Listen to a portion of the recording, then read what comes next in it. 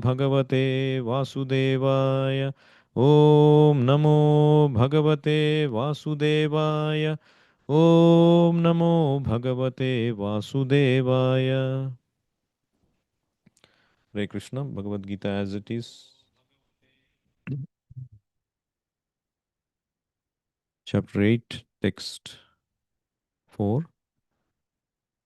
Adhibhutam ksharo bhava purushascha adhiyagnoham evatra dehe deha bhrutam vara. So now Krishna is defining the remaining questions, answers to the remaining questions Arjuna asked. So he in this verse he tells about Adhibhutam, Adhidaivatam, Adhiyagnam. So what is Adhibhutam? He says Adhibhutam ksharo bhavaha. Kshara means one which changes. Akshara means unchangeable. So Adhibhutam ksharaha bhavaha, that which is constantly changing. That is this material nature or this material body that we possess. So in the previous verse, Krishna said Adhyatmam is our spirit soul. And now here he says Adhibhutam is this material covering of the spirit soul or the material body or this material nature, the physical manifestation. So Adhibhutam Ksharo Bhavaha Purushascha Adhidaivatam. The universal form Purusha is Adhidaivatam, including all the demigods like the sun and the moon. So, or the universal form, the universe is the cosmic form of the Lord. That is called Adhibhutam. Sorry, Adhidaivam, Adhidaivatam. And then Adhiyagnaha. Adhiyagnaha aham eva atra dehe, deha bhrutam vara. Adhiyagnam is Lord Himself, Lord Krishna Himself, as the super soul, dwelling in the heart of every embodied being. Dehe deha bhrutam vara, the Supreme. So, this is Adhibhuta, which is physical nature. Prabhupada says this is constantly changing. The material bodies generally pass through 6 stages. They are born, they grow, they remain for some duration, they produce some byproducts, they dwindle, and then they vanish. This physical nature is called Adhibhutam. So this is called 6 transformations or Shadvikara. It will constantly evolve even if we don't want it. Like nobody wants to become old. Nobody wants to become aged. But we are forced, isn't it? Nobody wants to die. But we are forced to die. So these 6 stages are constantly happening. That is why it is said, Turnam yateta napaten anumrutyu yavan. Turnam means very soon, before this body falls down to die, anumrutyu yavan, you should immediately take to Krishna consciousness. So there was one lecture Prabhupada was giving, and a lot of young students were there in the university. And then there was one student who asked Prabhupada a question. So why you are targeting only young people? Why you are not, this is typically meant for old people. Spirituality is meant to be taken at an old age. And then Prabhupada asked him a written question. Can you define who is old? And then he started to say, oh, okay, one who is near death or one who has lived a long life and is coming to the end of his life. And then Prabhupada told him, can you guarantee that anybody here will not die in the next few days? or next few moments? Is there a guarantee? Can you guarantee? He was silent. Yeah, of course, death can come at any time. So that means we are everybody is old in that sense. That's the urgency we need. That's the urgency the scriptures are presenting. Turnam, come on, very quick, because nobody knows. Like that horrible incident happened in India. That flight was crashed, and there were videos about people who posted happy moments before they boarded the flight. They were uniting with families or going to unite with families, or they're going back to their countries. They never realized that's the last video ever that they would post or they would take. And one may say, oh, you're in danger because the flights and this kind of things are little dangerous. So you can be secure if you are in a secured place. You don't need to worry. No, the flight went and crashed onto a residential place. There was some hostel or something. People were eating and happily living there. And I don't know if people died, but there were injuries. So anything can happen. You can sit in peacefully one place. Seen videos where people are happily playing, and suddenly this guy is playing this badminton, and suddenly he had heart attack and fell just like that, flat on the floor and died. So that is why it is said, yat padam padam yad vipadam natesham. This material world, every moment there is danger.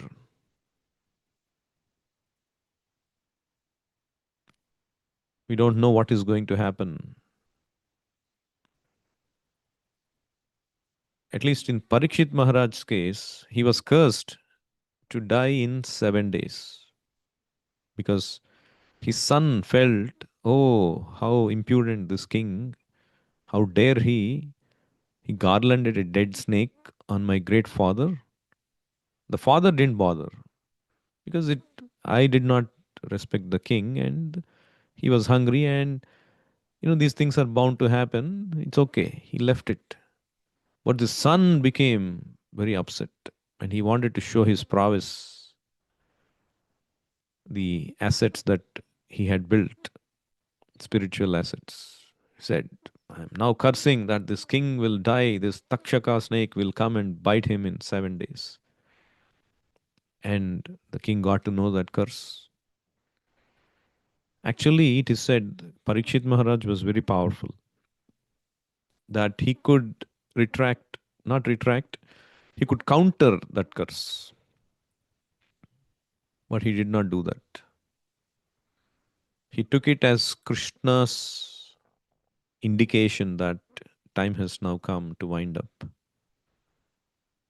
and focus on Krishna. Because even if he were to counter it, death is not going to stop. At some time, death will come. Better take advance notice and prepare than not be prepared by not getting advance notice. So that was the advantage he had. But nobody has that kind of advantage. Death can suddenly come and strike, and will not be in a position to think and focus on Krishna, because whatever existence that we think of constantly, or whatever is our thinking during our life, that kind of existence we will get at the end of life.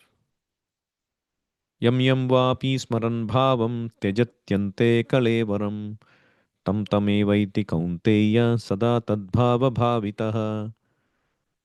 Whatever state of being is at the time of death you are thinking, that state you will attain for sure, Krishna says. Bhagavatam gives a very interesting example. So this wasp, so wasp basically catches an insect and it puts it in a hole. And the smaller insect that is caught becomes so absorbed in fear. Naturally, isn't it? Its death is coming near and it's put in a hole and suffocating and there's no way out. And the smaller insect becomes absorbed in fear of this wasp. And it is said that after some hours, it develops a similar state of consciousness as the wasp. And without giving up his body, he gradually achieved the same state of existence as the wasp.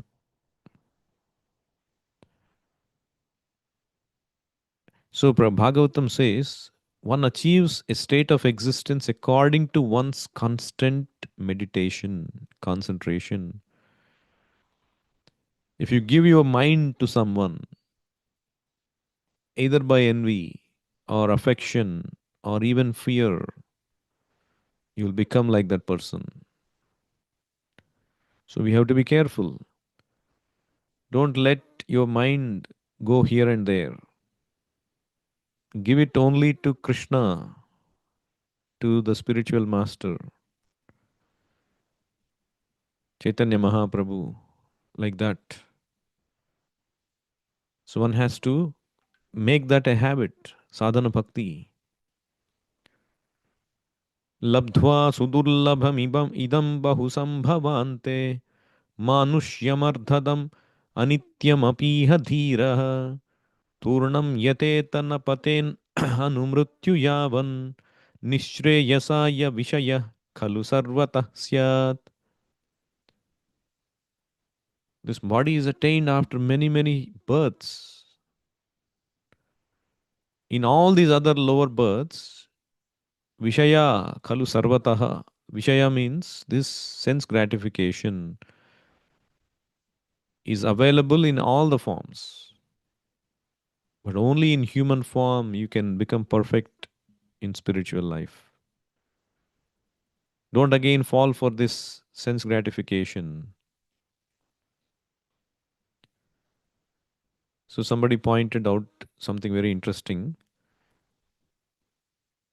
There is these two words, chinta. Chinta means our anxieties. Chintam aparimeyam. Krishna also uses that word. Chinta means anxiety. But there is another word called chintan.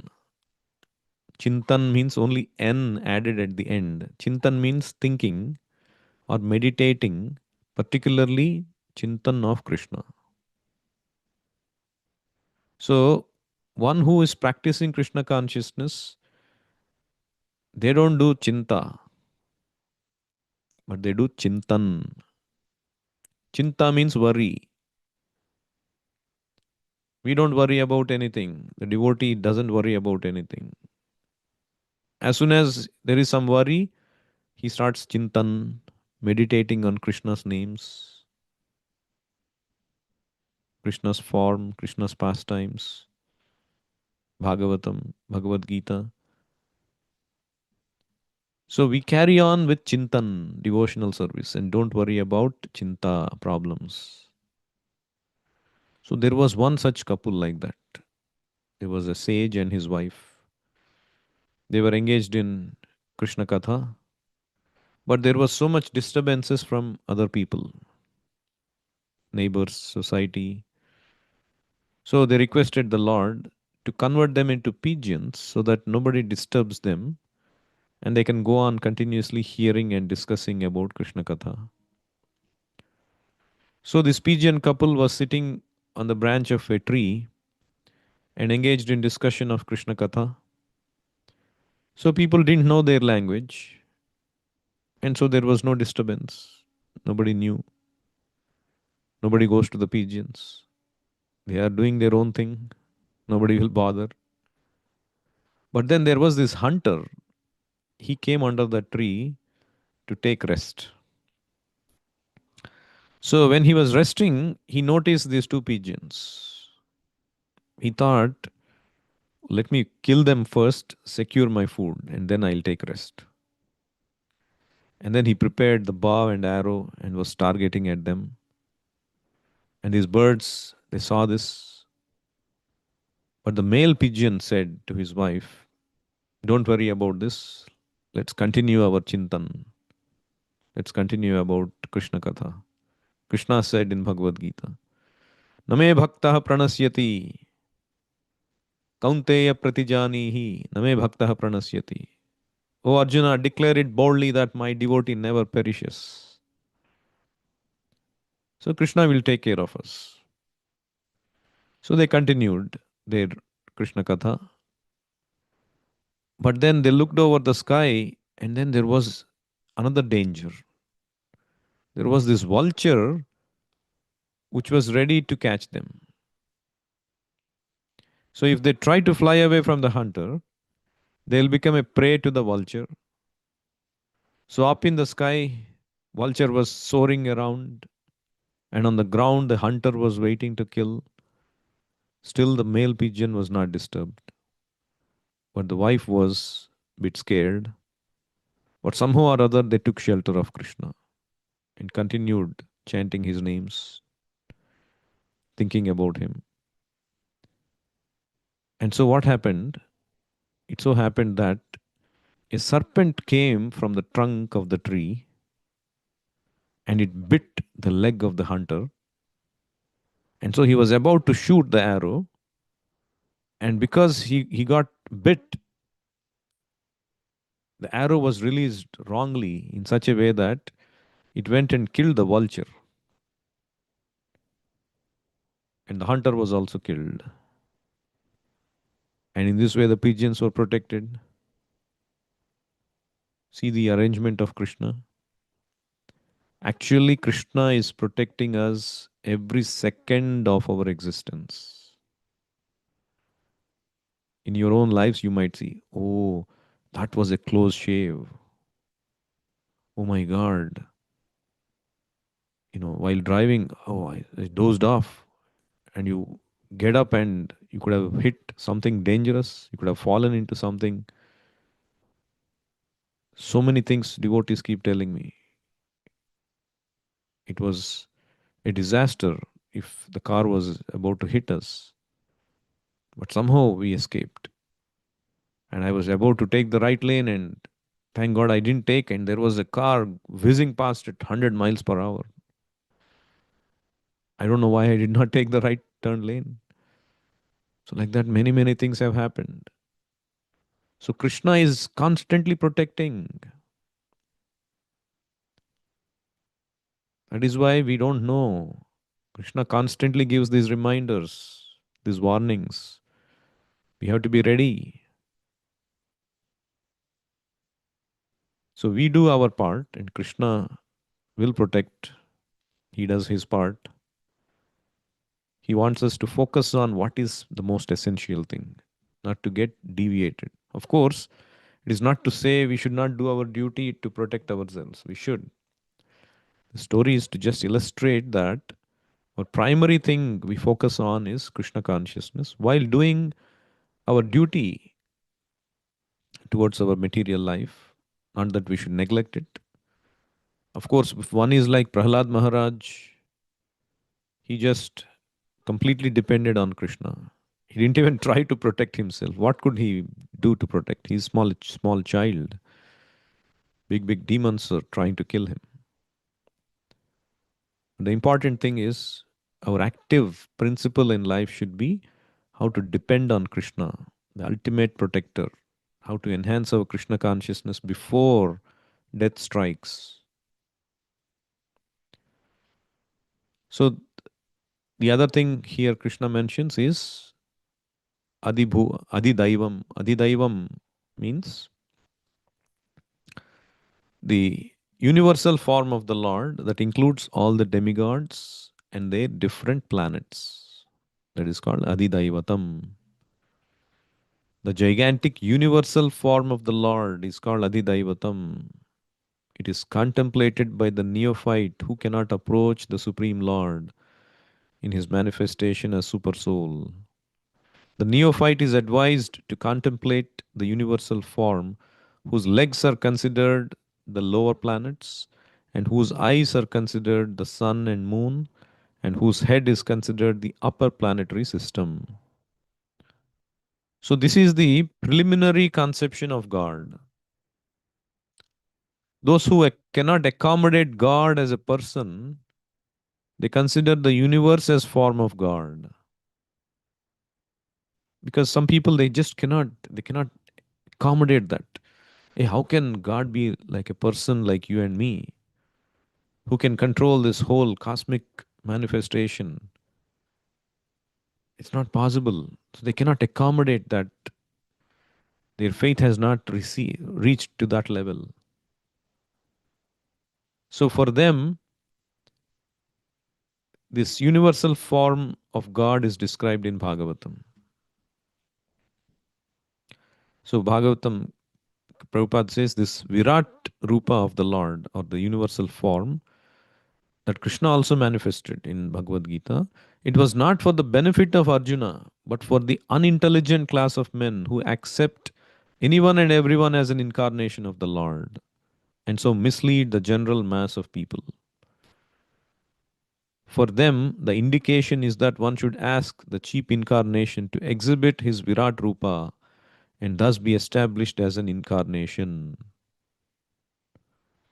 So, this Virat Rupa manifestation of the Lord is simultaneously a challenge to the atheist and a favor for the asuras who can think of the Lord as Virat and thus gradually cleanse the dirty things from their hearts in order to become qualified to actually see the transcendental form of the Lord in the near future. This is a favor of the all merciful Lord to the atheists and the gross materialists. So, this is a favor of the Lord. This is a mercy of the Lord by which he manifests as this Virat Rupa, universal form. And Bhagavatam also describes so that people at least can conceive, hey, this Patala is like the legs, the feet of the Lord, and then this gradually the going up and up, the shins of the Lord, and then going all the way. And then it's described how these mountains are like the bones of the Lord, and these trees are like the hairs on his body, the rivers are like the veins of this universal form. Like that, they try to conceive. So it's one kind of conception of God. So this is called pantheism. Pantheism means there is no God, but this universe itself is God. But at least there is an acceptance of God, even though they have not come to the point of accepting God as a person. This is called pantheism. So, where does it fit in God realization? This is the neophyte stage of God realization. They consider universe as God. But when they are cleansed gradually by thinking of God like that, and when they are fortunate to be associated with a pure devotee, then they can accept, oh, God can be a person. And then finally, Adhiyagna, Krishna mentions. Adhiyagna means the super soul.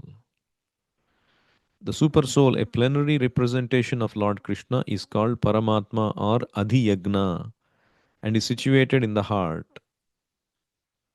The word Eva is particularly important in the context of this verse because this word, the Lord stresses that the Paramatma is not different from Him. So, the Paramatma in the heart, some people they focus on Paramatma, the yogis. They don't understand that it is not different from Krishna. So, here Bhagavad Gita clarifies Adhiyognoham eva, Adhiyagnaha aham eva, aham eva Adhiyagna. I am the same person, Paramatma in the heart, seated beside the individual soul, witnessing all our activities. So he is the one who is giving intelligence. Tesham satata yuktanam bhajatam priti purvakam tadami buddhi yogam tam yena mam upayanti te. Krishna is sitting in the heart of everyone, not just the devotees, even the non devotees, atheists, all species. Krishna is there. See the kindness of Krishna. From down to this smallest insect, to that of the trees, to birds, to reptiles, to beasts, to humans, to devatas, in whatever condition they are in, whatever situation they are in, the Lord is there as Paramatma, Adiyagna, in the heart, giving directions, trying to urge them to become Krishna conscious. But nobody can hear the Paramatma in the heart because of this mind's clutter. The mind is always active and suggesting ideas. So they have not come to the stage of goodness. Goodness means stillness. Like, for example, you go to the bank of a water bank, and if the water is all wavy and agitated, you drop something. Can you figure out where it is? You cannot. When water is still, oh, then there it is floating. So, like that, when the mind is still, that means when the mind is in goodness, Sattvam yad Brahma Darshanam. To understand Krishna consciousness, to realize God consciousness, one has to come to the stage of goodness to make the mind steady. Then we can hear Paramatma's instructions. We can appreciate the spiritual master's instructions. If the mind is agitated, tada rajastamo bhava kamalobha dayaschaye, then we cannot. The mind will force us to do material things. But this chanting of the holy name, it brings the mind to goodness. Hearing about Krishna, honoring prasadam of Krishna, anything related to Krishna consciousness brings the mind from modes of passion and ignorance to mode of goodness. That is why sometimes when we go to distribute books, first we chant the Hare Krishna mantra. At least their mind becomes a little in mode of goodness to appreciate this message. So this is the beauty of Krishna consciousness. We'll stop here. Anyone has any questions or comments?